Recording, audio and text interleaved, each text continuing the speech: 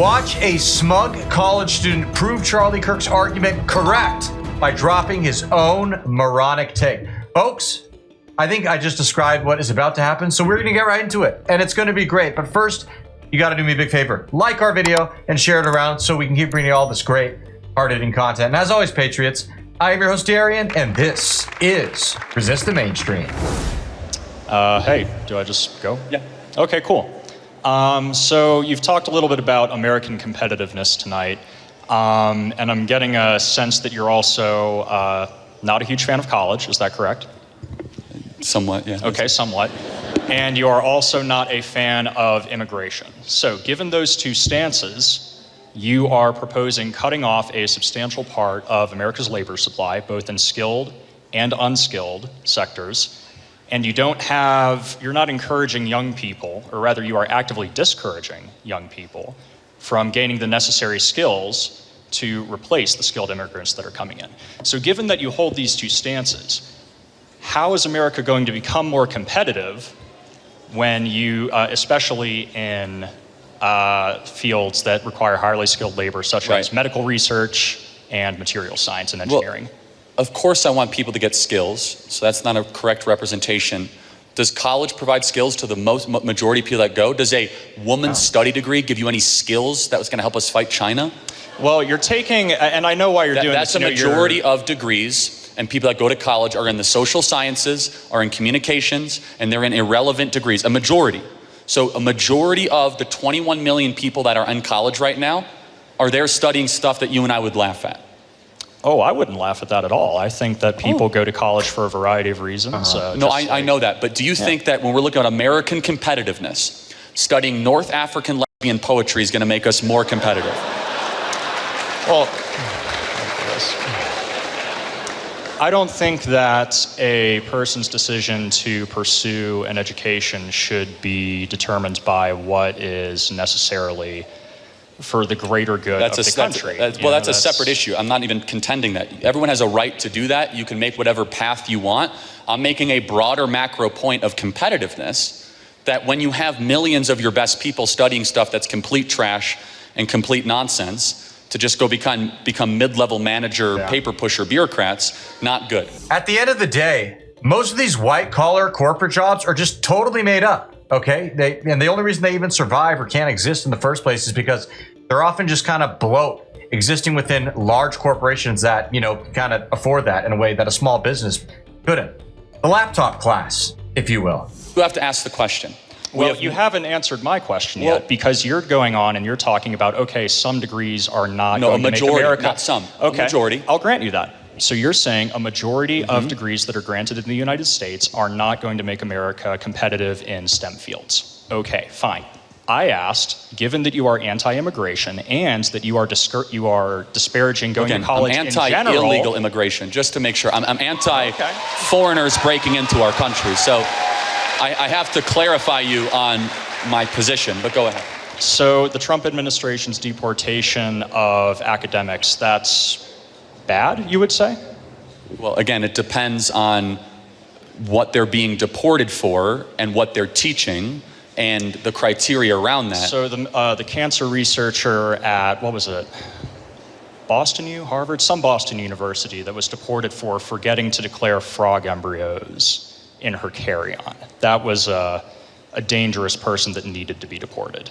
Would you agree with that? I don't know enough about the frog embryo thief. Oh, okay. Thief? Oh, no. These were samples smuggler. Related to her research. Frog embryo smuggler. Let's talk more broadly, though. Why is somebody carrying frog embryos in their luggage? I like how that question wasn't even broached. Okay. If we are thinking about going up against China, do we want more universities that are of the liberal arts direction, or more that are doing really like artificial intelligence preparedness, astrophysics, engineering, of which of course I totally support, but that's less than 12% of all students that go to college study those things. So you're asking, what's going to make us more competitive? The current college model, or one that is significantly changed and somewhat reconfigured? Well, your premise is that we're competing against China. I would say we're an enemy with the Chinese Communist Party, not just a trading partner, that they're an enemy of the United States. But I don't want to go too far down that rabbit hole. back to immigration. I'm against illegal immigration. I want the best people to be here, merit-based, but I don't believe immigration is a charity.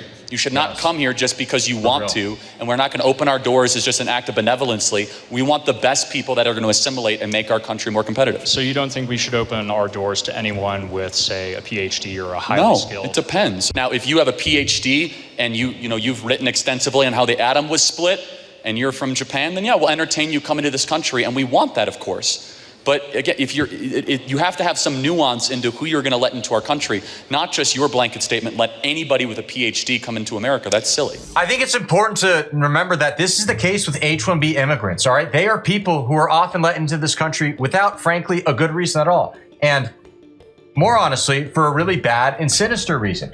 You hear all this endless propaganda, especially on the right wing, by the way, about how people on H-1Bs, oh, they're our best and brightest. They're here to contribute. They're providing skills that Americans don't have because Americans are apparently just a bunch of dummies who are incapable of being taught or learning these skills. So we need the H-1Bs to come in. There's just one problem with that. It's a lie, all right? It's hogwash. It's not true.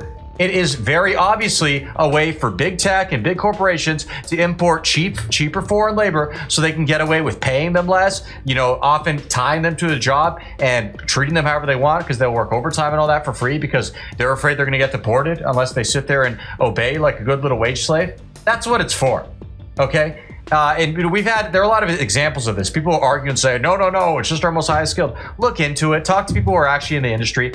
There are Americans who have had to actually train their replacements and been told by the corporation, if you don't train your replacement, we're not giving you severance pay. Really evil stuff. And it's actually even resulted in some Americans deleting themselves. You can guess what that means.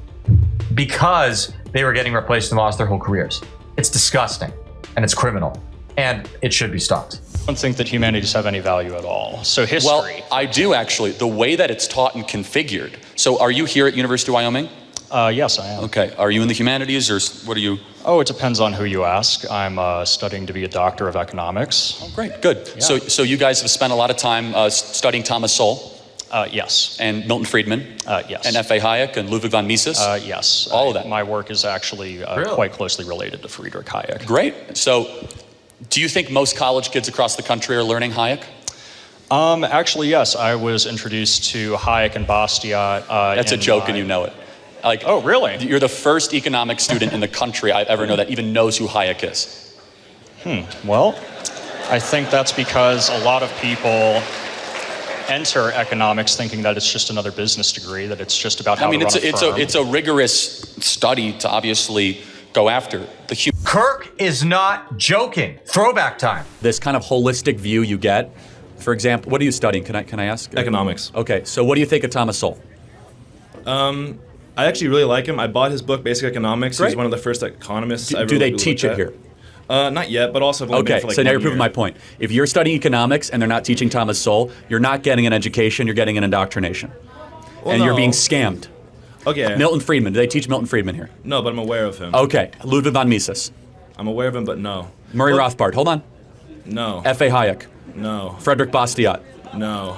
You're not getting economics education, you're getting an indoctrination. Humanities as they're configured are wretched to the core with anti-Western teaching, anti-American literature. Anti-Western teaching? An emphasis on Herbert Marcuse and Angela Davis and Kimberly Crenshaw and Judith Butler and Derek Bell. What's wrong with Angela Davis? She's a great woman. What, Angela Davis, the outspoken vocal communist? Yeah. She's a great woman. Yeah. Wow. Yeah. This guy studies economics, by the way, and he likes communists? Really? That's why kids shouldn't go to college to learn from communists. That proves my point. Angela Davis has nothing to offer to the academy. She is the disciple of Herbert Marcuse. You don't think a diverse education in political theory is useful? You can learn about those perspectives, but studying them as your primary perspective, do you think Who's studying Angela Davis as their primary perspective? That's a leap. That is a leap. No, hold on. Angela Davis is, or the postmodern school of thought, brought to you by Marcuse and the Frankfurt School and Jacques Derrida, is the predominant philosophical worldview that is put forward in the humanities across the country. That is Charlie, a fact. We've strayed pretty far from my original point. We've got people behind No, me. I mean- Well, hold on. I'm just going to give you an opportunity to clearly answer the questions that I had, given that you are anti-immigration. Anti-illegal immigration. Okay, fine. Anti-illegal immigration. Yes. That's fine. I'll grant you that. I want more Elon Musks and less Elon Omars. Does that make sense? Well, that's bait, but okay. So that's the type of legal immigration I want. More Elons, less Elons. Okay. We're going to ignore that bait. No, but so that's you my have, answer. I mean, you have merit over earlier Muslim you totalitarianism. just said you are against some highly educated, highly skilled immigrants that come in based on your personal criteria, fine, and you are against training our young people to fill their shoes. How does this make America more competitive? And Okay, you've spent a well- lot of time talking about immigration and the fact that again- some college degrees are worthless, but you have not at all addressed how your viewpoints make America Apprenticeships, more competitive. Apprenticeships, trade schools, community colleges. There's other options than four-year colleges to be able to get skills, of which I highly support. Did you know there are 11 million job openings in this country right now that do not require a college degree, that just require some form of technical training? So yes, we need less people going to college and more people that are going to enter the muscular class of this country. Community college. It's important we don't get too carried away with this whole, no college, anti-college thing. Okay? I mostly agree. Don't get me wrong, but we got to consider this. If American patriots are to actually seize our country back from the evil deep state uniparty that has taken control of it, well, how are we going to do that? The obvious answer, at least, it's more complicated, but the simple answer is we have to infiltrate the institutions and take them back. And like it or not, guess what? For most people who are a part of that process and effort, that means they're going to have to go to college. It's just the truth, okay?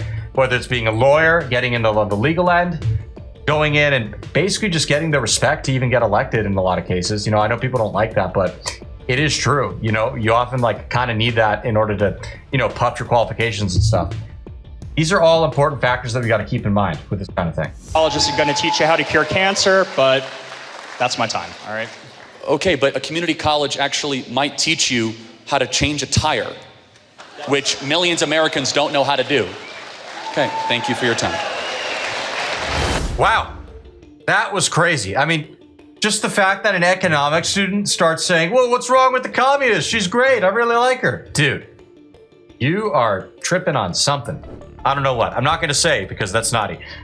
With all that being said, folks, thank you for tuning in. We really appreciate it. As always, comment below. Let us know what you liked about the clip and hit that subscribe button. So we'll see you again soon. And to our returning subscribers, God bless you. Thank you so much. Peace.